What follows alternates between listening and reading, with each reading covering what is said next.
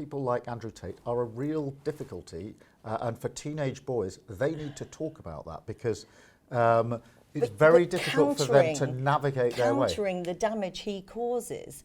You know, is £20 million up to that challenge? Just this morning he posted on X, the second you listen to women, instead of using them for children, society is cooked. He's on the same platform as your government pushes out communications, yet what can you do about him? Well, we can push out communications, but there's no substitute for having the discussion with children. But what can you do about him? Well, and people like him, who have enormous reach? Yeah, we need to firstly make sure that online platforms are only putting out appropriate content and in accordance with the law and the frameworks there. But we need to talk to young people about this. Many young boys are exposed to Andrew Tate and many other things of the same type, which is on the one hand a sort of an attraction, but on the other hand loaded with misogyny.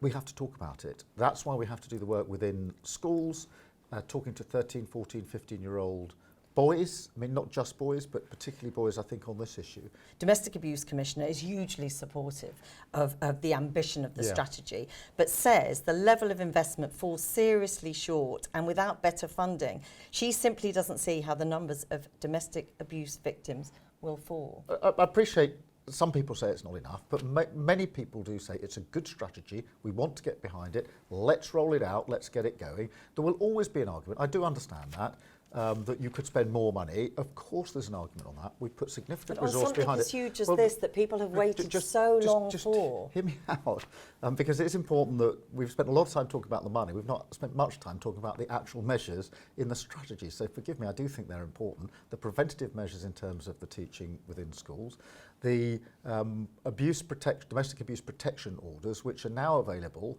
for anybody to apply for and can be indefinite. This has been a real problem in the past.